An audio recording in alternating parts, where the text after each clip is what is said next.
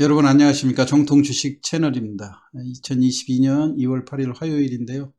오늘 시간에는 대한전선에 대해서 어제 액분 5대1로 액면 분할을 하고 감자 또 5대1로 감자를 하고 재상장되지 않았습니까? 그런데 왜 최근에 시세 흐름이 이렇게 둔하게 전개가 되는지, 통상적으로 물론 이제 최근에 주식시장이 약한 원인도 있지만요, 대개 액분을 해서 가격이 낮아지고 또 한동안 거래가 안 됐다가 재개가 될 때 초반에는 주가가 그래도 호가도 올라가고 하면서 강하게 형성되는 것이 보통 통상적인 예였거든요. 그런데 지금 대한전선 같은 경우는 유독 주가가 좀 약세의 흐름으로 전개가 돼 가지고 그 배경에 대해서 여러분들이 생각해 볼 수 있는 내용들이 무엇인지 제가 두산중공업의 경우하고 비교해서 한번 설명을 드려보도록 하겠습니다.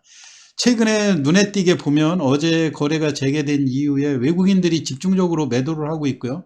기관도 같이 매도를 하고 있거든요. 여전히 이제 개인들만 이 저점에서 저가 매수를 하고 있는데, 여러분들이 조금 조심을 하셔야 될 이야기는 뭐냐면은, 이게 지금 유상증자의 발행 가격이 조금 더 추가로 낮아질 가능성이 있다고 하는 점이에요. 지금 뭐냐면은 두산중공업이 어제 최종 발행가를 확정하지 않았습니까? 1월 3일 날 그 기준으로 유상증자를 했던 거가, 당초에 처음 유상증자 발표했을 때는 18,000원대의 발행가를 정해놨었는데 그게 1차 발행가가 16,000원으로 되고 어제 2차가 최종적으로 13,850원으로 주가가 이렇게 대폭 낮아졌단 말이에요. 주가가 낮아지게 되면 유상증자 참여하는 사람들이 주가가 낮은 가격에 청약할 수 있다는 장점이 있을지 모르지만, 가지고 있는 본주가 이렇게 주가가 하락을 하니까 이미 그 증자를 받아놓고 본주를 팔고 나간 사람들은 상관이 없지만, 그렇지 않고 본주까지 또 들고 있으면서 청약하는 사람들 입장에서는 이미 가지고 있는 본주가 떨어지고 있는데 유상증자 아무리 싸게 발행한다고 그래도 한쪽에서 미치고 한쪽에서 이익을 보고 그러면 큰 의미가 없는 그런 상황이죠. 그런데 이거하고 비슷한 경우가 이번 대한전선에서 벌어질 가능성이 상당히 크기 때문에요, 제가 대한전선의 유상증자가 추가로 낮아질 경우를 대비해서 지금 기관들이라든가 외국인들, 청약에 참여를 하는 이런 외국인들이 어떤 매매를 하고 있는지 제가 여러분들도 그 매매를 한번 좀 답습을 해볼 필요가 있다 해서 제가 설명을 드리는데요. 우선 대한전선의 1차 발행가액은 1295원으로 확정이 되어 있지 않습니까? 근데 2차 발행가는 3월 3일 날 확정이 되는데요, 1차하고 2차 중에서 낮은 가격으로 정하게 돼 있어요.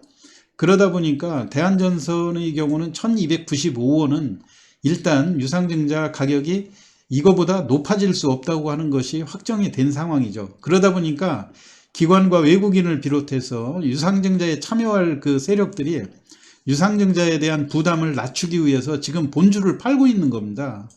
그러면 자, 본주로가 지금 1565원인데 앞으로 1200원짜리, 지금 분위기에서 주가가 본주가 1500원에서 주가 큰 변동이 없을 경우에는 신주 발행가는 두산중공업처럼 1100원 미만으로 결정될 가능성이 상당히 크거든요.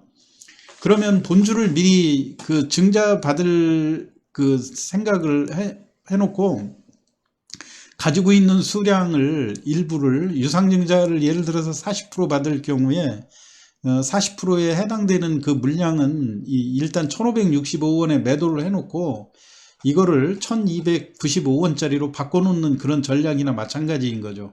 그러니까 그때 유상증자를 했던 물량들이 여러분들 일정으로 보면은요, 다음 주쯤에 2월 14일 경우에 대략 신주인수권이 상장이 될 거고요. 3월 3일 날 그 최종적으로 가격이 확정되지 않습니까? 그런데 이때 확정될 때 대한전선이 지금 두산중공업처럼 1,500원, 1,600원에서 지리한 횡보를 할 경우에 발행가는 1,100원대로 내려올 가능성이 상당히 높아요.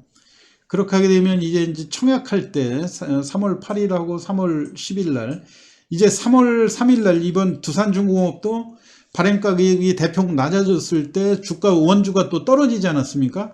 그러면 지금 대한전선도 그럴 가능성이 상당히 높다는 이야기죠.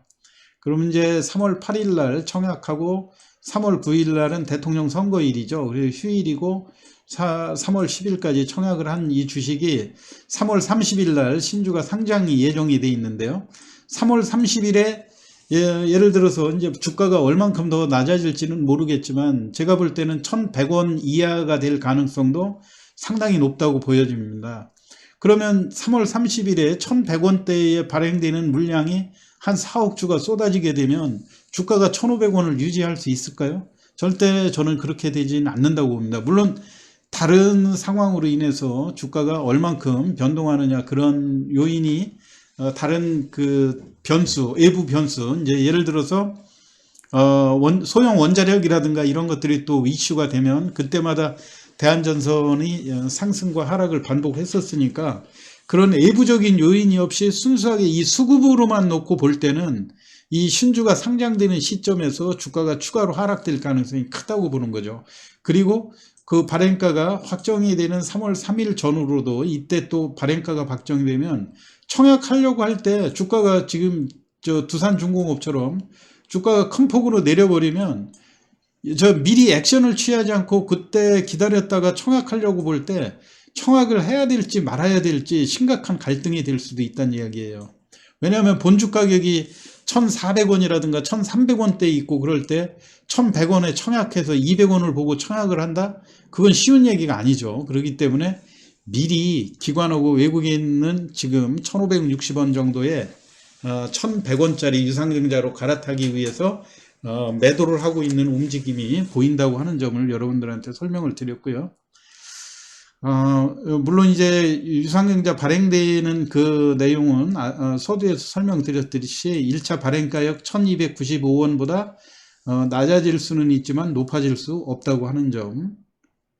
근데 만약에 주가 좋은 호재가 있어서 1350원으로 올라갔다 하더라도 1295원으로 확정이 되는데 지금 현재 추세로 볼 때는 가격이 1100원대까지 낮아질 가능성을 염두에 두고 여러분들도 이 대한전선에 무작정 그 신규로 또 자금을 끌어다가 또 청약도 하고 그렇게 그 원론적으로 투자를 해서는 수익을 올리기가 만만치 않다는 측면에서 여러분들도 기관이라든가 외국인들 청약을 대비해서 미리 본주를 파는 작업을 개인들도 어차피 신주 물량 싼 가격이 들어오는 거 아닙니까?